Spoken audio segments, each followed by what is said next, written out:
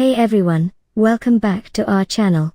Today, I'm going to show you how to fix the error 400 bad request in a very simple way.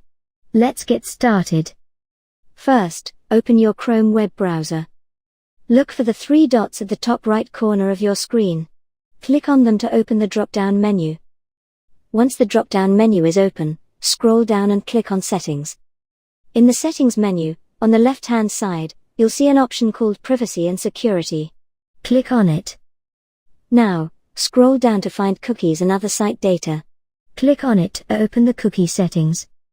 Scroll down to find See All Cookies and Site Data. Click on it, and then click on Remove All to delete all stored data. This will clear out any corrupted cookies or site data that might be causing the 400 error. You'll see a confirmation prompt indicating how much data will be deleted. Confirm the deletion. For example, you might see something like 845 megabytes of data stored by sites. And that's it. You've successfully fixed the error 400 bad request in Chrome. If you found this video helpful, please give it a thumbs up and subscribe to our channel. Thanks for watching.